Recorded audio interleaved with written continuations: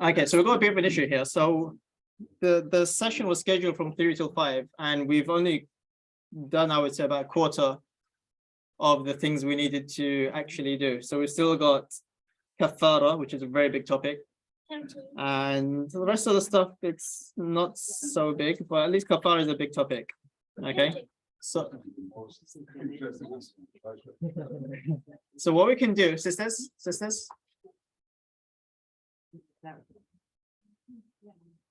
Okay, so we've got two options, because we won't be able to, if we rush everything, we won't even understand it, because there's a lot of stuff we need to digest and discuss and so on. We've got two options. So we'll need a part 2 for this, for those brothers that are interested and sisters. So we can either do it tomorrow or next Saturday. Tomorrow.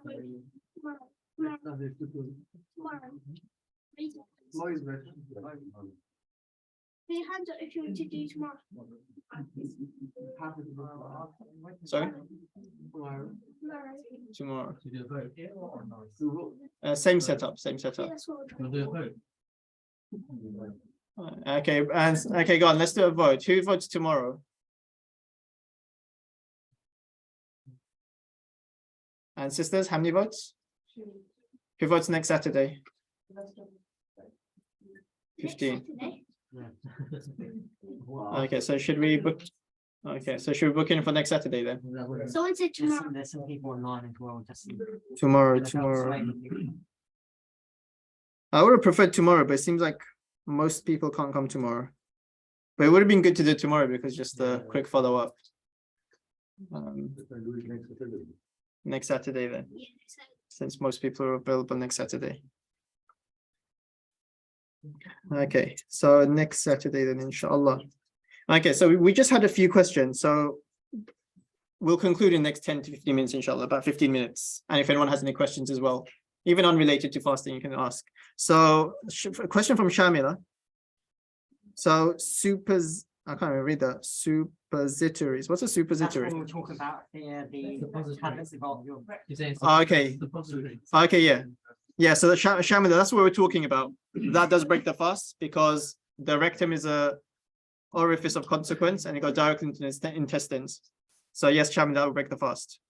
And we had another question about, okay, so this goes back to, okay, let's see who can answer this. And you have to answer it based upon what we learned today. Yeah? So I don't want opinions. I just want opinion based on facts, yeah? Okay. So now this is in terms of when do you have to stop eating? So now let's say the adhan is taking place. When do you have to stop eating? Do you have to stop eating after the adhan finishes? Or let's say there's many adhans in the locality. Is it the last adhan that you go by? So when do you actually have to stop eating? Go on. So when you answer it, you can't just say what I think or what you think. You have to tell me why you think that, based on what? Yes, suhoor, yeah. So go on. Any answers? I asked. Is it when the what do you call it? When the adhan goes off? Sometimes you're in a community and there's one azan, you hear from far away your azan, or so many azans sometimes going by. Different TV channels. Yeah, and then you hear that, you hear people say when that last azan is. Okay, yeah. The first, when you get Allah, when they start calling the adhan, stop. Okay, so when the first adhan takes place, what other answers are there? So we've got first adhan take place. What other answers are there?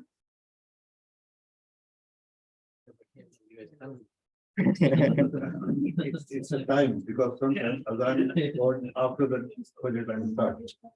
So usually what we do is we stop before the Fajr adhan. Okay, so even if the adhan hasn't taken place, if Fajr time has started, you need to stop. Yeah. Any other answers? Okay, this goes back to what we learned in the beginning. What's the definition of fasting? To abstain from food and drink. Is it from adhan till sunset? From dawn till sunset, isn't it? Yeah. So when the adhan takes place, is that relevant?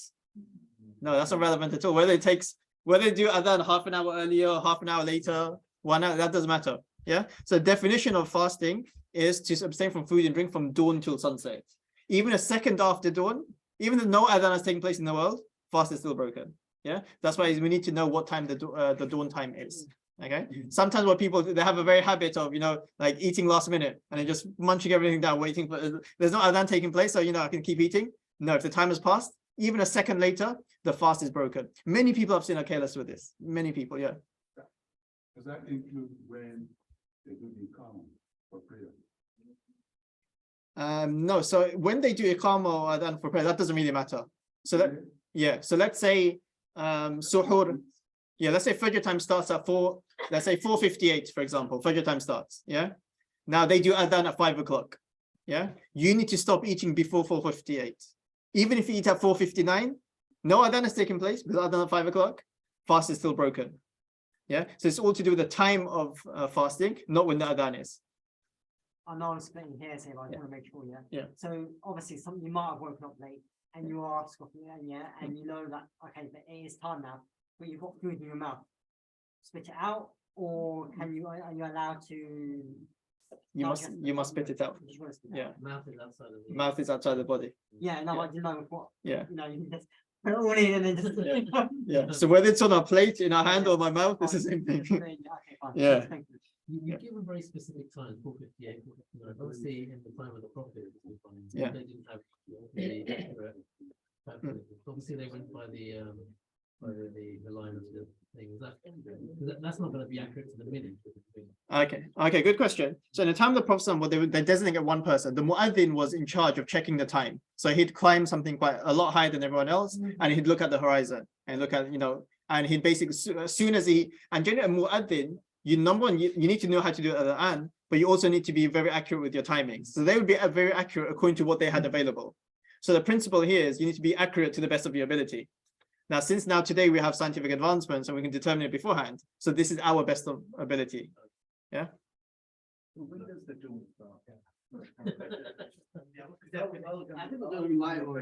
Even if it's string of a light, the very light, that's when it starts, but we can't see that with. Yeah. So if you go by with the naked eye, so let's say someone's to climb a very high pole, yeah. And obviously there's high buildings here anyway, so you can't really do it here. We might say you're living somewhere else, in a rural area. So you have the horizon, and a strip of light occurs just above the horizon. Yeah. So once you see that glow in the horizon, then that's when dawn has occurred. Nautical dawn, isn't it? I remember that. Yeah, something like that. Yeah. As soon as you see that strip of light occurring in the horizon, that's when dawn has started. Okay. So even if you eat accidentally 1 minute after dawn has started, fast is broken. You throw it back into our equation, fast is broken. Now, The scenario just mentioned about that light, most be living in the desert or somewhere in the Arctic to be able to perceive that. However, because we are living in the city, we need to rely on time.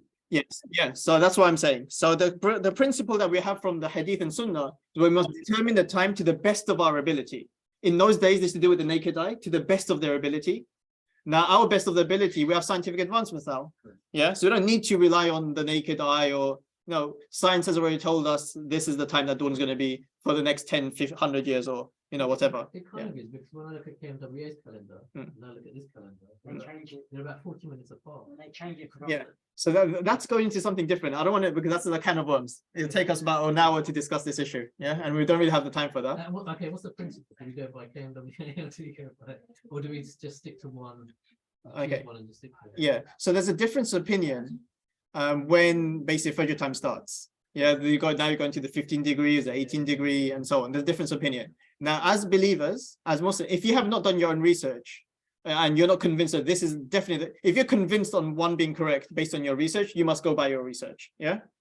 But if you haven't done your own research, then as a non-scholar, you can follow any scholar's opinion. If you want to follow KMWA, you're free to do that. If you want to follow another Chatham masjid, whichever masjid you want to follow, and that's perfectly valid. Yeah.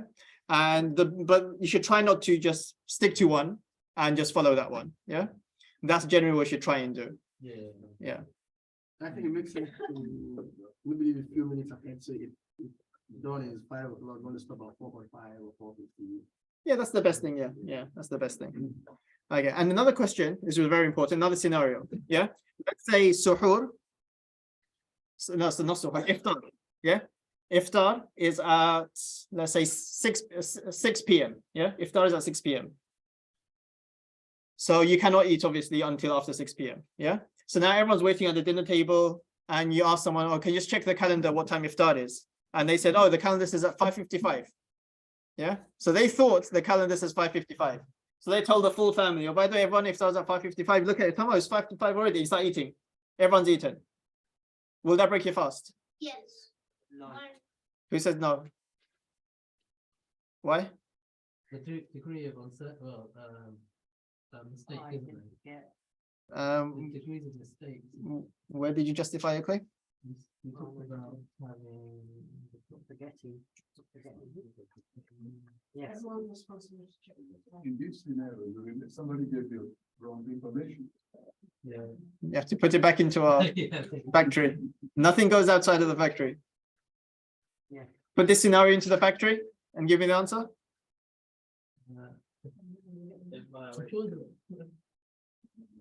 Chosen unintentionally.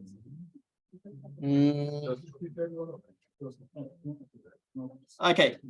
Yeah, so good. So on that basis, KMWA. Mhm. Okay. Yeah. So no names and organisation. Okay, before we go into that, just answering this question. No, first. no, Okay, go. yes, I Yeah. agree, but it's the same. It's related to that. Someone's told you, Hmm. whether that be your son, someone, a member of the family, or an organisation. Yeah. And they've told you the wrong time. Does that mean that your fast for the whole month is not valid and not valid? Okay, so when it comes to, let's say, okay, before I answer, because that's slightly digressing without answering this question first, yeah? So I'll answer that question second, yeah, after we've gone through this, okay? That principle. Yeah. Okay, so, Without bringing anything else into the equation. Based on that principle. okay, so the brother's saying, based on what we've done so far in principle 1, the fast is broken. Any sisters disagree? Or do you disagree, but you're scared to say it? Everyone agree with that? Fast is broken? Okay, so yes, it's a perceptible body, got down an orifice of consequence, entered a cavity of consequence. And is there any exceptions? Mouth to treat an external part of the body? Irrelevant. Cases when it's difficult to prevent a substance from entering? Irrelevant. Is fast broken? Fast is broken. Yeah, fast is broken. There's no ifs and buts. It's like, it's the same scenario as accidentally eating something. Same scenario where you water accidentally passes through your mouth. Is the fast broken? Yes, same scenario. Yeah, unfortunately. So everyone has to do qada. It's better to, or just double check. Don't take anyone's word for it. You check yourself. What happens if this was 6 o'clock, but then you vote in there that's 5 minutes past 6? Then that's fine. That's even better. Yeah, yeah. It's always more cruel to delay opening your. That's delayed significantly. Where according to everyone, let's say the fast break iftar is at 6 p.m. But you intention delayed until 6:30. Now by 10 past 6, according to everyone, iftar time has happened. So now after 10 past 6, for example, then that's makruh. Now your intention delaying it for no purpose at all. Yeah. But generally what happens when there's a few minutes, according to someone else, it could be, you know what, this is still a gray area. Let's just wait. Then that's valid. That's fine. Yeah. Just to get past the gray area, it's fine. Now your scenario was, okay, let's say if you're following someone that's telling you the wrong time for the whole month. Yeah. When it comes to the Fajr start time, there's a big leeway and valid difference of opinion when Fajr starts. So as long as you're following a valid difference of opinion, then your fast is fine. Okay. As long as you're following a valid difference of opinion, your fast is fine. Now, in our scenario where someone said 5:55, you can break it. Was that a valid difference of opinion? No, that's just a clear mistake on their heart. So hence my fast is not fine because that was not a valid difference of opinion. It's clear, isn't it? Yeah. When it comes to Fajr start time, there's a big scope. If within the Ahlus Sunnah al-Jama'ah, from one time to another time, there's a big scope in terms of what time your Fajr time starts. So as long as you're following a valid opinion, whether it's that masjid calendar, it does not matter. I remember last year there's a big controversy of why all the mosques are the same. Do they need to be the same? No, they don't. Yeah. If one mosque wants to follow one opinion, good for them. If another mosque wants to follow another valid opinion, good for them. Okay. If someone says, you know what, but I feel it'll be more in lines of unity to just have all the mosques doing the same thing. Yes, that's your feeling and it is good, but does every mosque need to go by your feeling? So you're okay with No. being on different days? I'm fine. Yeah. Yeah. No, generally, either that's a slightly different question. But let's talk about, let's say, the Fajr start time. Yeah. for your start time, for unity to be there, does 40 minutes make a difference? No, we can just say, okay, you're following a valid difference of opinion, I'm following one opinion. Unity is still there, maintained, and hence there's nothing, unless you can't tolerate difference of opinion and you're gonna hate that guy for doing 40 minutes later, then okay, the wrong is in our hearts, isn't it? Yeah. So when different messages are doing something slightly different, following a valid difference of opinion, is there anything wrong with that? No. If one person feels that they need to unite all the messages, yes, that's your feeling, which is a good feeling, but must everyone abide by your feeling? No. No, it's not necessary. Yeah, I would say yes, it could be a good thing, but it's not necessary. Yeah. Now, when it comes to Eid on the same day, so again, if you go by Eid according to the valid opinion that you follow, let's say you follow Saudi, you follow Morocco, Eid will be on 2 different days generally. Both are valid opinions. So hence, if 2 people, one person done Eid on Tuesday, another one on the Wednesday, both valid opinions. So hence, there's nothing wrong with it. Yeah. But as for an overall sense of community, I would recommend people to just follow one opinion by way of recommendation, not by way of necessity. Does that make sense? Because following Eid on the same day, there is a thing to do with unity here. Yeah. Whereas a lot greater than, doing what time your fast starts. Yeah. Does that make sense? You spoke about, obviously, in this modern time when we've got scientific the ability to know when sunrise is, and by the same token, we know that that moon can't be sighted. Talking about Eid, we know personally, when we not that we believe in science over scholar, but we know that that moon can't be sighted. Yet we are following our community, and they're doing Eid a day earlier than that moon can be sighted. Is that right? What is the best approach when we know that that's incorrect? Okay, so when it comes to this, the Prophet said, "Sumu li ru'yatihi wa aftiru li ru'yatihi." Okay, fast according to when you see the moon, and break your fast according to when you see the moon. Yeah. So what is in terms of now in the time? Let's go back to the time of the Prophet. In the time of the Prophet, would everyone physically go out to see the moon? No. It'd just be 1 or 2 people, and they'd give the testimony, and they'd say, "Okay, we've seen the moon." Everyone would fast. Imagine they were wrong. Who'd be sinful? Person. The 2 people, isn't it? Would the community be sinful? No. No, because their job is to rely upon someone that's claiming they've seen it. Yeah. So now in our scenario here, okay. Now if 2 people are claiming they've seen it, yeah, but scientifically we're saying no, it's impossible for them to see it. Now there's a difference of opinion here. Do we follow the naked eye, someone who thinks they've seen it, or do we follow science here? Yeah. One group of scholars will say no, follow whatever the person has claimed with the naked eye. Yeah. Another group of scholars will say no, we leave the naked eye here because we've got a better validation from science, so we follow what science says and we don't listen to these 2 people. That's a valid difference of opinion. And where the difference of opinion comes from is a hadith of the Prophet. The Prophet said, "Sumu li ru'yatihi." Fast according to when you see the moon. Here the instruction is to see the moon, not to use scientific calculations. So the scholars that say no, we go based on what they've said they've seen, they use this hadith as a basis, which is a valid argument. But then the other camp will say, but what the Prophet meant by that is basically try your best to ascertain when the moon will be. So now if you've got a better method than the eyes, which is scientific calculation, you go with that, which is again a valid interpretation as well. Now it depends whichever one you want to follow now. So if someone wants to follow that one, then that's fine. If someone wants to follow the other one, that's fine as well. Yeah. So these things that we fight over, they're not big issues at all. These are like subsidiary issues, and there's many leeway in this. If Allah wanted to make these things absolutely clear, there's no difference between, He would have done it. So the reason why He's left certain things vague and certain is to give us some sort of flexibility. There's room for difference of opinion. Yeah. And those things which Allah wants us to be strict with, He's left it on purpose without any difference of opinion. Like Allah said, establish salah and you give zakat once you're wealthy, or perform hajj. These things, Allah wants us to be very strict with them. So hence, there's no ambiguity. It's very clear.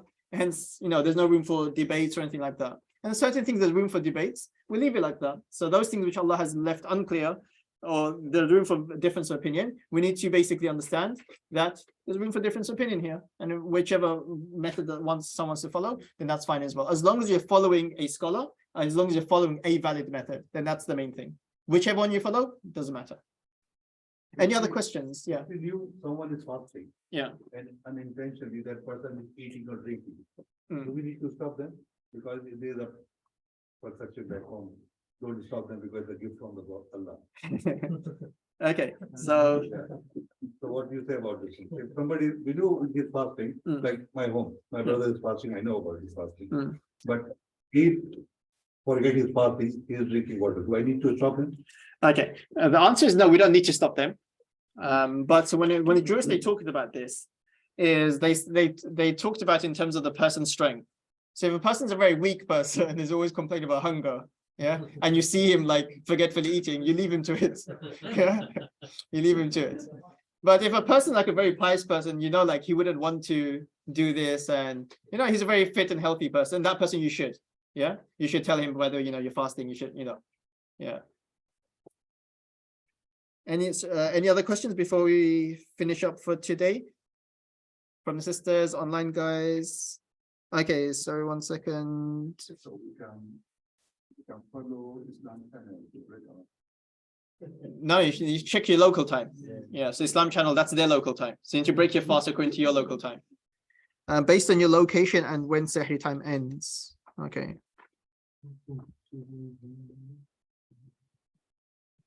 Okay, so the main take home thing for today is when does the fast break? Yeah, and we need to understand that factory. Once you've understood that factory, make your lives a lot easier, inshallah. Yeah. So next thing we're going to do the same factory thing, but with kafara. When do you have to do 60 fasts for breaking? When is it just the one qada fast? So we've got another factory coming up, inshallah, for next lesson. So we'll end there, and apologize we couldn't really get through all of it, and we did have a technical glitch, inshallah. And so those online guys, so, inshallah, please do join us for next week when we continue this topic.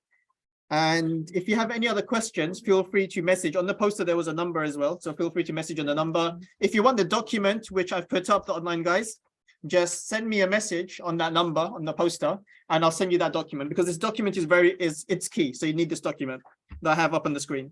So just message that number and the document will send out to you, inshallah. Yes, we'll put you in the yeah. Okay, I'll see everyone next week, inshallah. And you're welcome, everyone. Assalamu alaikum. Yes, inshallah.